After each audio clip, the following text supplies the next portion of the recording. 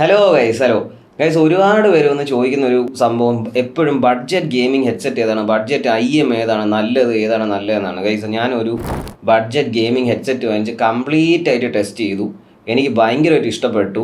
2-3 test ചെയ്തു. അതിൽ ഏറ്റവും ഇഷ്ടപ്പെട്ട ഒരു മോഡലാണ് ഞാൻ നിങ്ങളെ ഫ്രണ്ടിൽ കൊണ്ടുവന്നിരിക്കുന്നത്. ബ്ലാക്ക് ഷാർക്ക് V2X ആണ്. റേസറിൻ്റെ ഒരു പ്രോഡക്റ്റാണ് ഗൈസ്. ഇത് ഒരു രക്ഷയില്ലാത്ത ഹെഡ്ഫോൺസ് ആണ്. ഞാൻ എൻ്റെ അടുത്ത് കുറേ പേരും ചോദിച്ചപ്പോഴും ഞാൻ ഇത് തന്നെയാണ് സജസ്റ്റ് ചെയ്തിട്ടുള്ളത്. ഇത് നിങ്ങൾ വാങ്ങിക്കണോ വേണ്ടേ എന്ന് അറിയണമെന്നുണ്ടെങ്കിൽ ഈ ഫുൾ റിവ്യൂ ഒന്ന് കണ്ടുവെക്കുക. നിങ്ങൾക്ക് പറ്റുന്ന സാധനമാണോ അല്ലേ എന്ന് അറിയാൻ വേണ്ടിയിട്ട്. ബ്ലാക്ക് ഷാർക്ക് V2Xൻ്റെ ബോക്സിൽ വരുന്ന കണ്ടൻസ് എന്ന് പറഞ്ഞാൽ ഈ ഹെഡ്സെറ്റ് തന്നെയാണ്. ഈ ഹെഡ്സെറ്റിൽ വരുന്ന മൈക്കും കേബിളും ഒന്നും ഡിറ്റാച്ചബിൾ അല്ല. അപ്പോൾ മെയിനായിട്ട് ഹെഡ്സെറ്റ് തന്നെയാണ് അതിൽ വരുന്നത്. പിന്നെ 1-2 പേപ്പറുണ്ട്, പിന്നെ ഒരു കാർഡുണ്ട്. ആ കാർഡിൽ ഒരു QR കോഡുണ്ട്. അത് വെച്ചിട്ടാണ് ഇതിൽ 7.1 എന്ന് പറയുന്നൊരു സോഫ്റ്റ്വെയർ ബാക്ക്ഡ് ഫീച്ചറുണ്ട്, സറൗണ്ട്. അത് ആക്ടിവേറ്റ് ചെയ്യണത്. ഇത് എങ്ങനെയാണ് ഓൺ ആക്കണമെന്ന് ഞാൻ ഇനി ഈ വീഡിയോയിൽ കാണിച്ചു തരാം ഗൈസ്. അതേപോലെ എൻ്റെ ഇരിക്കുന്ന മോഡൽ USB വേർഷനാണ്, 3.5 അല്ല. ഇത് ഞാൻ മേടിച്ച 3000 റുപ്പീസിനാണ്. കാർഡ് ഓഫറും എല്ലാം കഴിഞ്ഞിട്ട് 3000, കറക്റ്റ് 3000 ആണ് എനിക്ക് കിട്ടിയത്. ഈ ഹെഡ്സെറ്റ് നോക്കുമ്പോഴത്തേക്കും ഇതിൻ്റെ ഇയർ പാഡ്സ് വന്നിട്ട് മെമ്മറി ഫോം ഇയർ പാഡ്സ് ആണ് വരുന്നത്.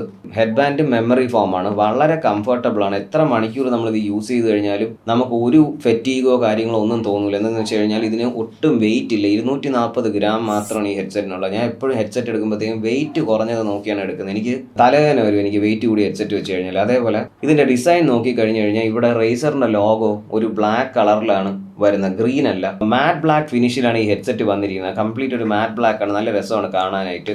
അത് കഴിഞ്ഞ് ലെഫ്റ്റ് ഇയർ കപ്പ് നോക്കുമ്പോഴത്തേക്കും വോളിയം കൺട്രോൾ കാണാം.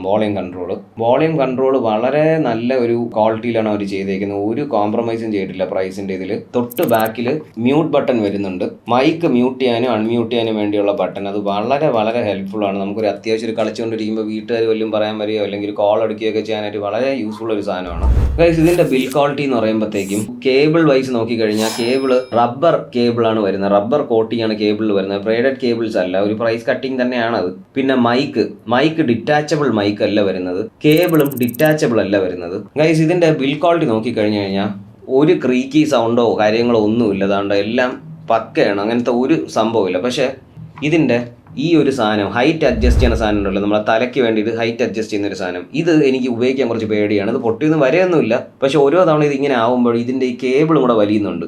അപ്പം ഇത് ഇവിടെ എന്തോ ഒരു ചെറിയൊരു ലോക്കിലാണ് ഈ സസ്പെൻഷൻ നിൽക്കുന്നത്. ഇതൊന്നെങ്കിൽ പൊട്ടിപ്പോകാൻ ചാൻസ് ഉണ്ട്. അല്ലെന്നുണ്ടെങ്കിൽ ഈ ഹെഡ്സെറ്റിന്റെ ഈ കേബിൾ ഡിസ്കണക്ട് ആവാൻ ചാൻസ് ഉണ്ട്. ഈ രണ്ടും വരാതിരിക്കാൻ വേണ്ടിയിട്ട് നിങ്ങളെ തലയിലെ സൈസിൽ സെറ്റ് ചെയ്തിട്ട് പിന്നെ അധികം ഇട്ട് ഇത് അങ്ങോട്ടും ഇങ്ങോട്ടും അനക്കാതിരിക്കുക. അത് മാത്രമേ എനിക്ക് പറയാനുള്ളൂ. നമ്മൾ ഒരുപാട് പേര് കണ്ണാടി യൂസ് ചെയ്യണവരാണ്. അപ്പോൾ കണ്ണാടി യൂസ് ചെയ്യണവർക്കും ഇത് ഭയങ്കര കംഫർട്ടബിളാണ്. ഞാൻ ഇത് യൂസ് ചെയ്ത് നോക്കിയായിരുന്നു. ഒരു പ്രഷറോ കാര്യങ്ങളോ ഇല്ല.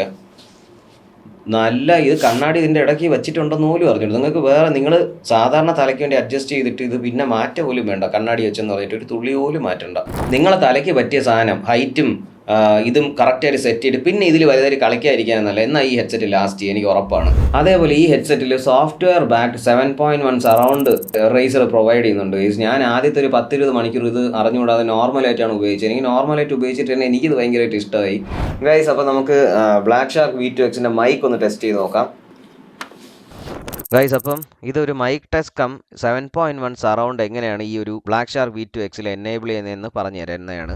നിങ്ങൾക്ക് 7.1 സറൗണ്ട് എനേബിൾ ചെയ്യണമെന്നുണ്ടെങ്കിൽ അവർ ബോക്സിൻ്റെ അകത്തൊരു കാർഡ് തരും. അതിലൊരു QR കോഡ് കാണും. അതിലുള്ള QR കോഡ് സ്കാൻ ചെയ്യുമ്പോൾ ഇങ്ങനെ ഒരു വെബ്സൈറ്റ് ഓപ്പൺ ആവും. ഈ വെബ്സൈറ്റിൽ പോയിട്ട് ഈ സോഫ്റ്റ്വെയർ ഇൻസ്റ്റാൾ ചെയ്യുക. സോഫ്റ്റ്വെയർ ഇൻസ്റ്റാൾ ചെയ്യുമ്പോൾ ഇതുപോലെ ആയിരിക്കും വരുന്നത്. അവിടെ നിങ്ങൾ ലോഗിൻ ചെയ്യണം. ആദ്യം ഞാൻ Gmail വെച്ചാണ് ലോഗിൻ ചെയ്തത്. ലോഗിൻ ചെയ്തിട്ട് പ്രോഡക്റ്റ് രജിസ്റ്റർ ചെയ്യണം. പ്രോഡക്റ്റ് രജിസ്റ്റർ ചെയ്യാൻ നിങ്ങളുടെ ബോക്സിലുള്ള സീരിയൽ നമ്പറും നിങ്ങൾ പർച്ചേസ് ബില്ലും വേണ്ടി വരും. രജിസ്റ്റർ ചെയ്ത് കഴിയുമ്പോഴത്തേക്കും നിങ്ങൾ അവിടെ കൊടുക്കുന്ന ഇമെയിൽ ID-യിൽ ഒരു 1 ടൈം പാസ്വേഡ് വരും. ഇതെല്ലാം നിങ്ങൾ എൻ്റർ ചെയ്ത് കൊടുക്കേണ്ട ആ സോഫ്റ്റ്വെയറിലാണ്. എന്താണ്ട് ഇതാണ് സോഫ്റ്റ്വെയർ. അപ്പോൾ ഇവിടെ എൻ്റർ ചെയ്ത് കൊടുക്കുക. ഇവിടെ എനിക്കിപ്പോൾ എൻ്റർ ചെയ്തുകൊണ്ടാണ് ഇങ്ങനെ ഇരിക്കുന്നത്. ആ 1 ടൈം പാസ്വേഡ് എൻ്റർ ചെയ്ത് കഴിയുമ്പോഴത്തേക്കും ഇവിടെ ഇതുപോലെ വരും. ഇതുപോലെ ആയിരിക്കും, ഇങ്ങനെ ആയിരിക്കും ഇരിക്കുന്നത്. അത് കഴിയുമ്പോൾ നിങ്ങൾക്ക് ഇവിടെ ഡിവൈസ് സെലക്ട് ചെയ്ത് കൊടുക്കുക. ഞാൻ ബ്ലാക്ക് ഷാർക്ക് V2X ആണ് ഇവിടെ സെലക്ട് ചെയ്ത് കൊടുത്തിരിക്കുന്നത്. എന്നിട്ട് എനേബിൾ സറൗണ്ട് ഓഡിയോ കൊടുക്കുമ്പോഴത്തേക്കും 7.1 ആക്റ്റീവ് ആവും. സറൗണ്ട് ഓൺ ചെയ്യണോ നോർമലായിട്ട് യൂസ് ചെയ്യണോ എന്നുള്ള നിങ്ങളെ പേഴ്സണൽ പ്രിഫറൻസ് ആണ്. പക്ഷേ നിങ്ങൾ സറൗണ്ട് ഓൺ ചെയ്ത് ഉടനെ എന്നെ ഇഷ്ടപ്പെട്ടില്ല എന്ന് പറഞ്ഞ് അടച്ചു വയ്ക്കരുത്. ഒരു 5-10 മണിക്കൂർ യൂസ് ചെയ്ത് നോക്കുക. വാലറന്റ് കളിക്കാനാണെങ്കിലും CSGO കളിക്കാനാണെങ്കിലും FPS ഗെയിംസ് കളിക്കാൻ വേണ്ടിയിട്ട് ഇതിൻ്റെ സറൗണ്ട് സിസ്റ്റം 7.1 എനേബിൾ ചെയ്ത് കഴിഞ്ഞാൽ ഭയങ്കര കിടിലാണ്. എന്ന് വെച്ചാൽ റേസർ ട്യൂൺ ചെയ്തേക്കുന്ന ഗെയിമിങ്ങിന് വേണ്ടിയിട്ട് ഒരു രക്ഷയില്ല. ഞാൻ ഇത് ഒരിക്കലും പറയുമെന്ന് വിചാരിച്ചില്ല. എന്ന് വെച്ചാൽ എനിക്ക് സോഫ്റ്റ്വെയർ ബേസ്ഡ് 7.1 എനിക്ക് ഇഷ്ടമേ ഉള്ളൊരു സാധനമല്ല. പക്ഷേ ഇത് ഒരു രക്ഷയില്ല, സ്കിഡിലായിട്ട് അവർ ചെയ്തിട്ടുണ്ട്. നിങ്ങളത് മസ്റ്റായിട്ട് ഓൺ ചെയ്ത് ട്രൈ ചെയ്ത് നോക്കണം. ഒരു 4-5 മണിക്കൂർ ട്രൈ ചെയ്ത് നോക്കിയിട്ട് ഇഷ്ടപ്പെട്ടില്ലേ ഓഫ് ചെയ്തോ. ഇതിൽ വരുന്ന magnets, drivers, Razer 50mm TriForce membrane ഡ്രൈവറാണ് V2Xൽ വരുന്നത്. V2ൽ വരുന്നതും സെയിം സാധനം തന്നെയാണ്, പക്ഷേ അതിൽ വരുന്ന കോട്ടിംഗ് മെംബ്രെയിൻ അല്ല, ടൈറ്റാനിയം ആണ്. രണ്ടും തമ്മിൽ വലിയ സൗണ്ട് ഡിഫറൻസ് ഒന്നും ഇല്ല ഗൈസ്. എനിക്ക് എടുത്തു പറയാൻ ഡിഫറൻസ് ഒന്നുമില്ല. നല്ല ഇതിൽ ശരിക്കും പറഞ്ഞാൽ ബിൽഡ് ക്വാളിറ്റിയിലും ബ്ലാക്ക് ഷാർക്ക് V2ൽ സൗണ്ട് കാർഡ് കൂടെ വരുന്നുണ്ട്. അതിനാണ് ഈ പ്രൈസ് വ്യത്യാസം വരുന്നത്. എനിക്ക് പറയാനുള്ളത്, ഞാൻ ഇത് ഒരു 60-70 മണിക്കൂർ യൂസ് ചെയ്തിട്ടുള്ള എൻ്റെ പേഴ്സണൽ എക്സ്പീരിയൻസ് ആണ്. ഞാൻ ഇതിൻ്റെ മൈക്ക് അധികം യൂസ് ചെയ്തിട്ടില്ല, ജസ്റ്റ് ടെസ്റ്റിംഗ് പർപ്പസിന് വേണ്ടിയിട്ട് നിങ്ങൾ കേൾക്കാൻ വേണ്ടിയിട്ട് യൂസ് ചെയ്താൽ നിങ്ങൾ കമൻറ്റ് ചെയ്താൽ മതി. ഈ ഹെഡ്സെറ്റ് ഞാൻ എങ്ങനെ പോയാലും ഒരു 70-80 മണിക്കൂർ ഞാൻ യൂസ് ചെയ്തിട്ടുണ്ട്. ബേണിംഗ് ടൈം കഴിഞ്ഞ് യൂസ് ചെയ്തിട്ടുണ്ട് ഗൈസ്. ഇതിൽ ഗെയിം കളിച്ച സമയത്ത് എനിക്ക് ഇതിൻ്റെ പൊസിഷണൽ ഓഡിയോ എന്ന് വെച്ചാൽ ഒരാളെ നമുക്ക് പൊസിഷൻ എവിടെയാണെന്നുള്ളത് വളരെ നല്ലോണം മനസ്സിലാവും.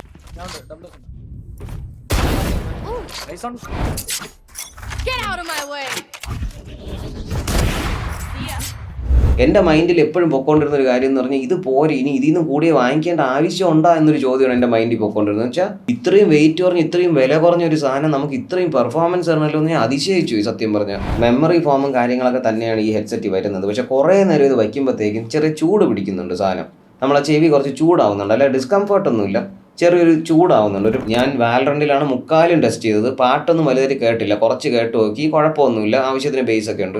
5000 രൂപയ്ക്കകത്ത് ഒരാൾ വന്നിട്ട് എൻ്റെ അടുത്ത് ബെസ്റ്റ് ഗെയിമിംഗ് ഹെഡ്സെറ്റ് കേട്ടോണോ, ഞാൻ എടുത്ത് പറയുന്നത് ഗെയിമിംഗ് ഹെഡ്സെറ്റ് ഏതെന്ന് ചോദിച്ചു കഴിഞ്ഞാൽ ഈ 3000 രൂപയുടെ മോഡലായിരിക്കും പറയണത്. എന്ന് വെച്ചാൽ ബാക്കി 2000 നിങ്ങൾക്ക് സേവ് ചെയ്യാം, വെറുതെ പൈസ കളയണ്ട, ഇത് മതി. ഇതിൽ ഞാൻ പറഞ്ഞ കാര്യങ്ങൾ പേപ്പറിൽ എഴുതി വെച്ച കാര്യങ്ങളും പറഞ്ഞിട്ടുണ്ട്. എനിക്കിത് യൂസ് ചെയ്തിട്ട് കിട്ടിയിട്ടുള്ള ഒരു പേഴ്സണൽ എക്സ്പീരിയൻസ് ഞാൻ പറഞ്ഞിട്ടുണ്ട്. ഇതിൽ നിങ്ങൾ എടുക്കുമ്പോൾ ഒരു കാര്യം ഓർക്കുക, ഫോർ ദ പ്രൈസ് ഇതൊരു വാല്യൂ ഫോർ മണി സാധനമാണ്. 3000 രൂപയ്ക്കകത്ത് ഇത് നല്ലതാണ്. പല 10,000, 20,000, 30,000 ഉള്ള ഹെഡ്സെറ്റിനെ വെച്ച് നോക്കരുത്, കമ്പയർ ചെയ്യരുത്, ഒന്നും ചെയ്യരുത്. ഈ വിലയ്ക്ക് ഇത് കിടിലാണ്, എടുത്താൽ ഒരിക്കലും ഡിസപ്പോയിൻറ്റഡ് ആവില്ല. അപ്പോൾ അടുത്ത റിവ്യൂ ആയിട്ട് കാണാം. Thank you guys, love you all. This man time signing off. By.